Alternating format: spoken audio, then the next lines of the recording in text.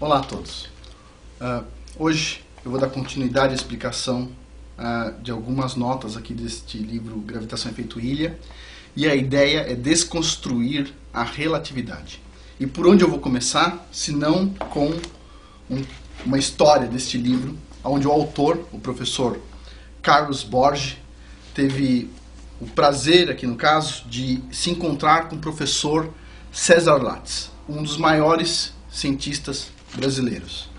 E, bom, esse encontro foi registrado aqui no livro, muito interessante.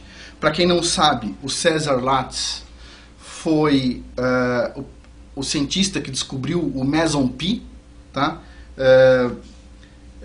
Em 1947, se eu não me engano, coisa do tipo. E tem uma série de artigos de jornal aqui no livro sobre o professor César Lattes naquela época. E eu vou ler só o título desses artigos. Vou ler um aqui. Atribui-se excepcional importância à descoberta do físico brasileiro César Lattes no domínio atômico. Considerada o maior acontecimento científico dos últimos tempos, a produção artificial de mesons. Outra notícia. César Lattes de regresso ao Brasil.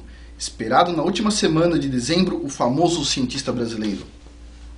Mais uma notícia. Cientista brasileiro assombra o mundo. Outra notícia.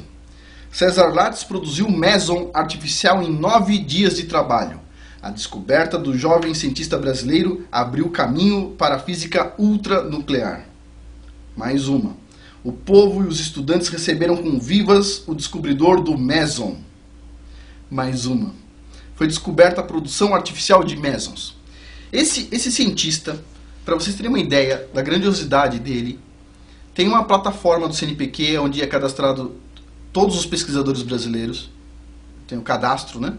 E essa plataforma chama Plataforma Lattes, em homenagem ao César Lattes. E este pesquisador que escreveu esse livro teve a oportunidade de se encontrar com o professor César Lattes, e ele coloca aqui a descrição do encontro.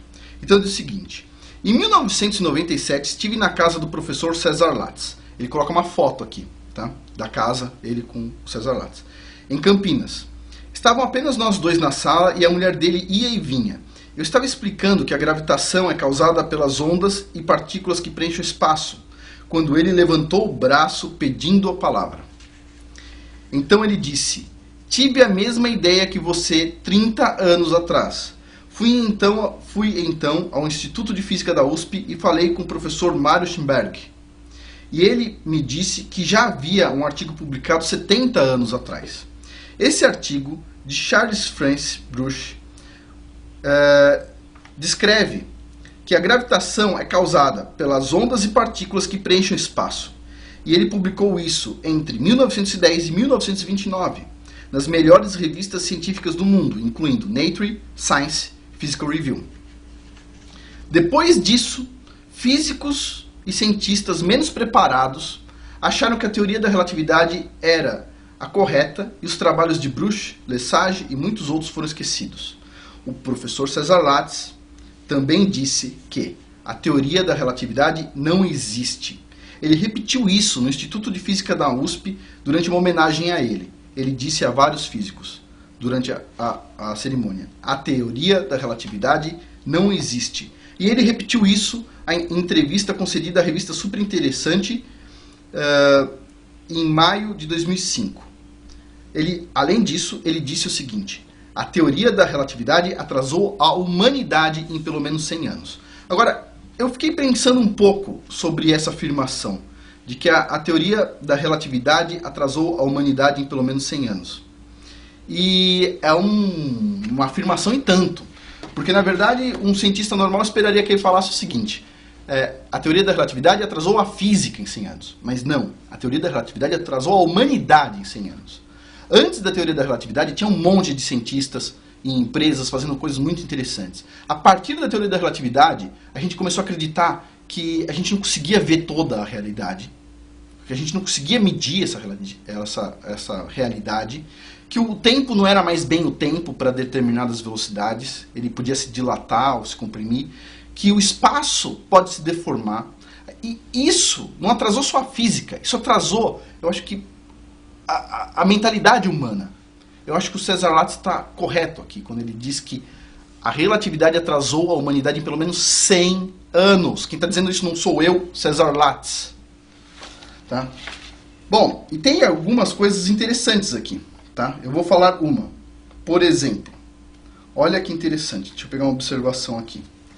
Ele diz o seguinte: é comum vermos em livros textos sobre a relatividade restrita, e também em salas de aulas, uma explicação em que um feixe de luz se move verticalmente no interior de um trem que passa em alta velocidade por uma estação, em relação à estação, e o raio se move obliquamente. A partir daí, deduz-se que a fórmula da correção relativística para o tempo, a chamada dilatação do tempo, isto é o que o relógio da estação adianta-se em relação ao relógio no interior do trem.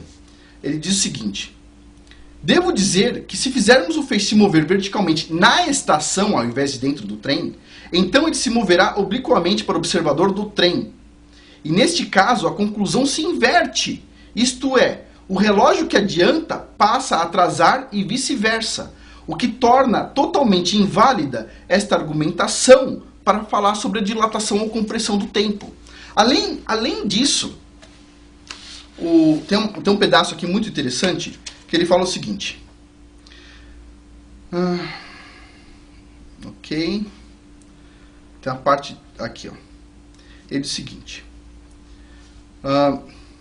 O Einstein previu que se você acelerar algo numa velocidade próxima da luz, ou perto da luz, esse corpo vai ganhar massa e a gente não vai conseguir acelerar ele mais do que a velocidade da luz. Aqui não. Olha o que ele diz.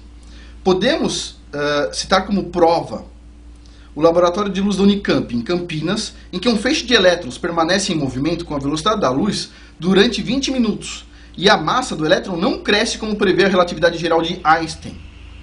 O desaparecimento da força é muito mais natural, pois como o campo elétrico se propaga à velocidade da luz, quando os elétrons atingem a velocidade da luz, o campo eletromagnético não consegue mais acelerar os elétrons, porque o campo eletromagnético tem a velocidade da luz. Ou seja, quando chega perto da velocidade da luz, o campo eletromagnético não consegue mais pôr força no elétron, para ele viajar mais rápido. Tem várias outras observações aqui neste livro, onde a relatividade falha e este fenômeno, gravitação-efeito ilha, funciona bem. Onde a relatividade falha, este fenômeno funciona. Agora eu queria falar com os físicos, que são bem agressivos quando alguém fala mal da teoria da relatividade.